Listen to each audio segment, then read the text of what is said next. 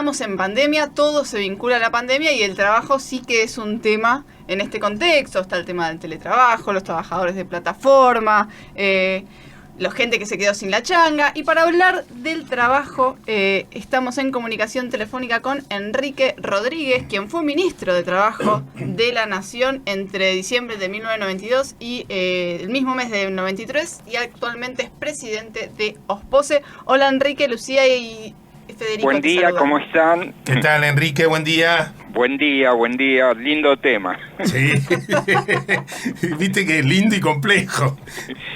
Claro, digamos, lo primero que digo con una frase de Foucault: no hay soluciones simples para temas complejos, ¿no? Entonces, bueno. Tal cual. Bueno, hablemos, no solucionemos, hablemos. Contanos un poco cómo ves la actualidad del trabajo y sobre todo el futuro, digo. ¿Hay una pandemia que vos crees que va a haber un antes y un después distinto? Bueno, yo quisiera plantear que hay un tema que no es novedoso, el de las nuevas tecnologías. Eso ya se viene conversando hace 10 años. Hay planteos que se hacen en los convenios colectivos que se han modificado. Específicamente ahora las plataformas importantes, algunas intentan la negociación colectiva, otros no lo pueden plantear. Pero sí quisiera decir y partir de una afirmación: el mundo del trabajo ya no va a ser igual. Va a tener necesarias transformaciones que precipitó lo que plantea el coronavirus. A partir de dominar el virus, vamos a plantear otra forma, otro mundo, otra manera de trabajar. ¿Qué es esto?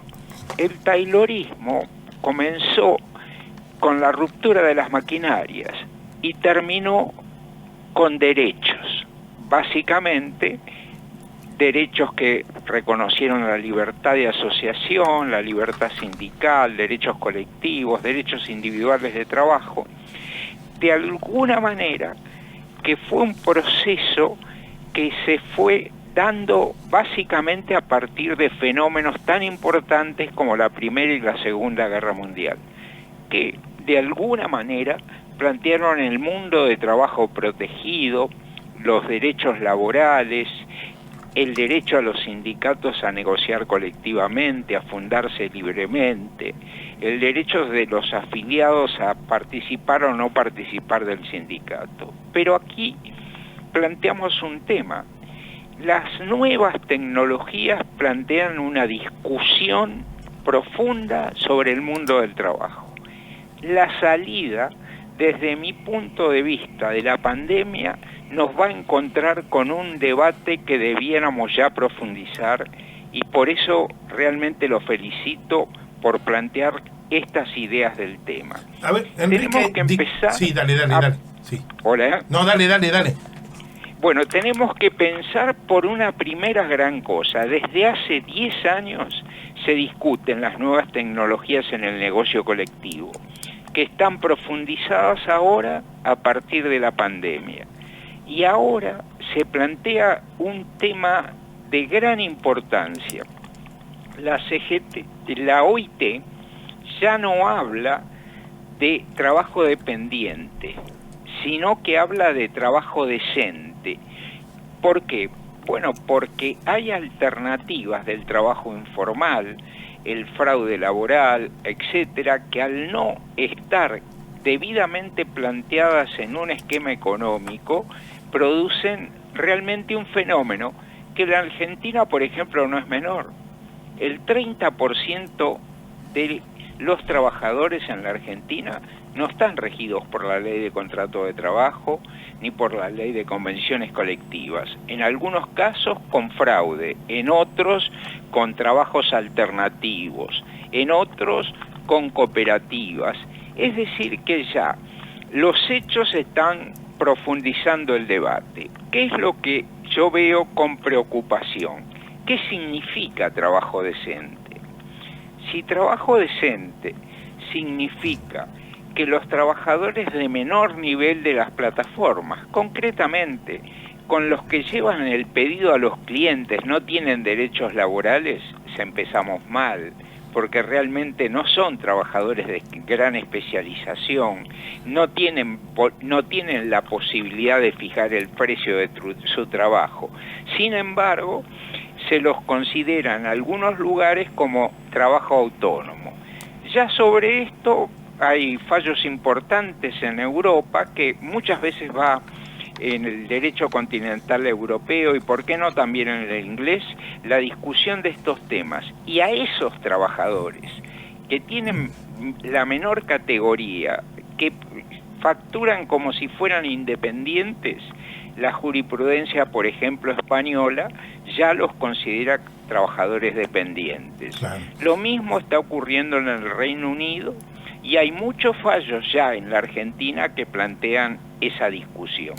Ahora, ¿eso resuelve el tema? Nunca el conflicto, la justicia tiene que resolverlo. Hay que crear los mecanismos de diálogo con la negociación colectiva, de diálogo en la discusión política para plantearse estas modificaciones. Concretamente, nadie va a poder pensar que después de la pandemia no va a haber trabajo a distancia. Ya es un instrumento que ha demostrado eficacia, que reduce costos y que no debiera reducir derechos de los trabajadores. La ley de teletrabajo de la Argentina es un instrumento muy importante, sancionado por el Parlamento, que anticipa la regulación de este tipo de trabajo. ¿Está resuelto el tema? No. ¿Cuál sería mi idea? Yo creo que el modelo taylorista de producción, la preponderancia del trabajo repetitivo, ya no va a estar más. Vamos a otro modelo de trabajo y en ese otro modelo de trabajo tenemos que avanzar. Los que tenemos ideas sobre ese mundo tienen que avanzar los sindicatos y tiene que ser una profunda discusión también con los empleadores. El primer debate que se plantea es muy claro. Algunas empresas, algunas plataformas pretenden no tener trabajo dependiente, que todo es trabajo autónomo. A partir de ahí, realmente lo que se pretende es que los trabajadores queden al margen de los derechos que antes tenían. ¿Eso es posible? No, pero tampoco es posible que las formas dominantes de trabajo sean las mismas para el futuro. Y este es el gran debate que quisiera plantear. Dale, acá déjame hacerte una pregunta acá, Enrique. A ver, déjame hacerte acá una preguntita, porque después vamos a hablar del temor del que hoy quiere buscar trabajo, pero ese lo vamos a hablar ante esto que estamos viendo, ¿no? Digamos, y por supuesto con las características que tiene nuestro país, además.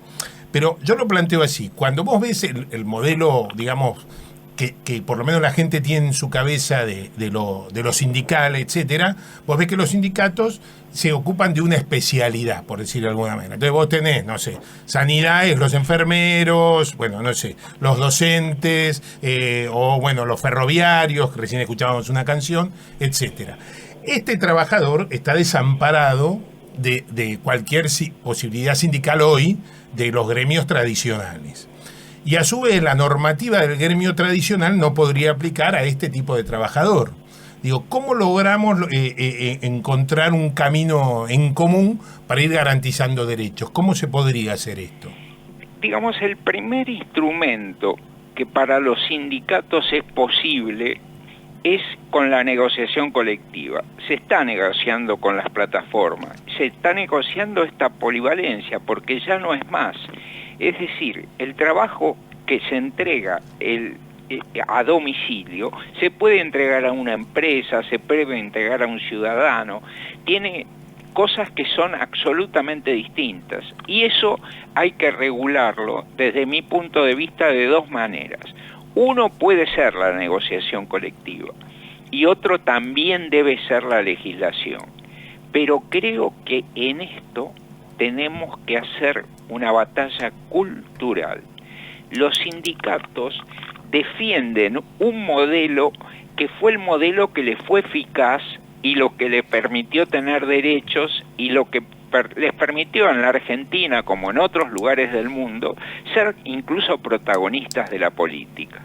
Y hay que empezar a discutir que ese derecho debe existir, pero ya no va a ser igual, que va a tener sus características, que va a tener sus modificaciones, que no podemos dejar de plantear esas situaciones.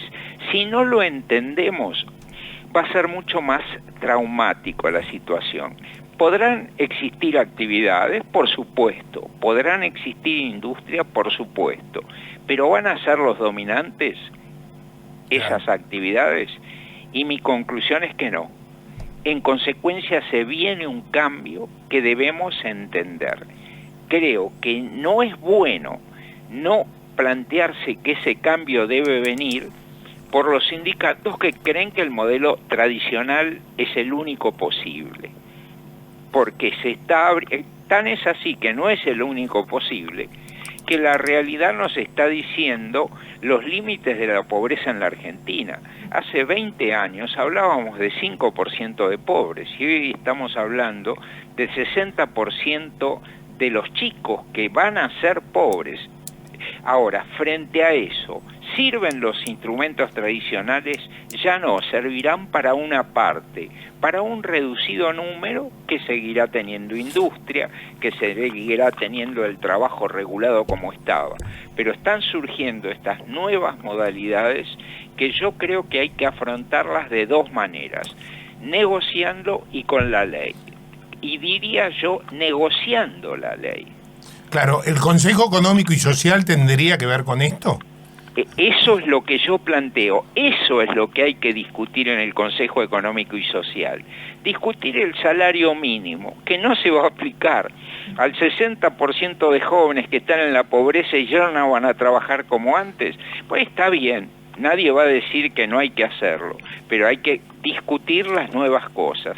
Y eso implica una estrategia principal. Y también discutir un temperamento conservador y reaccionario de los empleadores, incluso muchas veces las grandes empresas, que están prefiriendo negociar con el trabajador individual por las dificultades que hay para el futuro de la jubilación, por los impuestos al trabajo, etcétera, discuten par a par con el trabajador sin pensar que puedan tener representación y que puedan tener derechos. Se los considera iguales formalmente y eso también es una idea que hay que combatir. De la misma manera, o combatir más que diría no combatir, discutir culturalmente si eso es posible o no. Yo digo que no es posible en la Argentina un mundo de trabajo sin incluir a los sindicatos y que no es posible incluir un mundo del trabajo sin incluir a los empleadores, por una razón muy simple. Ya no hay paradigma, ni siquiera utópicos, de un mundo socialista que vendría a resolver los temas.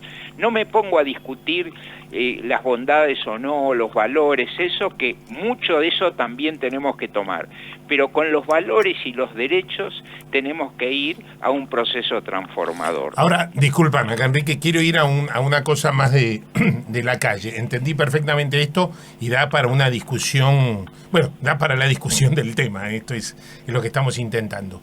Pero recién en el primer bloque hablábamos del primer empleo, ¿no? Y la pregunta que yo me hago es, hoy un chico que está hoy en la escuela secundaria, etcétera, etcétera, ve que estos cambios es lo que vos decís, el cambio ya se estaba dando y la pandemia aceleró una serie de cambios y a su vez, por supuesto, provocó otros.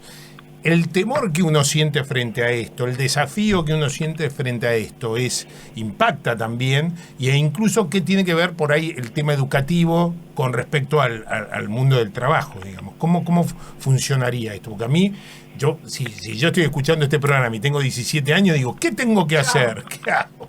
¿Entendés? Yo creo que la educación tiene que cambiar de paradigmas, tiene que mirar estos temas. Yo diría que ¿cómo cambiaron esos paradigmas? La Argentina, a partir de una política correcta, formó técnicos en el CONICET y profesionales e investigadores. Conformó las universidades del conurbano que por cercanía permitieron que trabajadores que no estudiaran pasaran a estudiar. Eso nos está diciendo que lo científico-tecnológico en la Argentina es un valor que no podemos despreciar y que no podemos olvidarnos que somos el único país de América Latina que tiene 5 premios Nobel. Y si, miren qué paradoja, gran parte de esos premios Nobel están vinculados al mundo de lo que son las transformaciones educativas, en salud. Y esas transformaciones en salud y educación tienen que ser analizadas como el dato nuevo que provoca la transformación. ¿Qué es lo que se plantea? Se pudo trabajar y muy bien a distancia. ¿Por qué no seguir a hacerlo si muchos de los trabajadores quieren hacer eso? Porque les queda mayor tiempo, porque pueden estar a distancia haciendo trabajos que antes necesariamente tendrían que hacer en una unidad de realización. Bueno, eso es lo que hay que ver, analizarlo y planteárselo. Transformaciones profundas en el mundo del trabajo tienen que ser acompañadas por 2 elementos centrales, la educación y la salud. Yo creo que los derechos pasan por 3 elementos: educación, salud y derechos del trabajo, que no necesariamente tienen que ser iguales, tienen que acompañar los procesos que se dan en la historia. Enrique, te agradecemos muchísimo este rato de reflexión y me quedo con... Siempre nos queda... Siempre. Vos sabés que hay una frustración porque empezamos a entrevistar y nos darían ganas de seguir y seguir y seguir, pero bueno, no podemos. Nos vemos hoy. Hoy, pero vamos a seguir, Enrique. Bueno, la seguimos en otros ámbitos. Bueno, me parece muy bien y creo que realmente lo importante es que empecemos a conversar en estos temas. Esto es dialogar sobre el futuro, esto es dialogar sobre el país que queremos. Así que les agradezco mucho. Hoy ya tengo una satisfacción, por lo menos pensé un poquito. Bueno, muchas gracias, Enrique. Gracias, Enrique. Te mandamos un saludo grande. Bien. Enrique Rodríguez pasó por el dedo gordo, quien fue ministro de Trabajo y actualmente se desempeña como presidente de OSPOSE.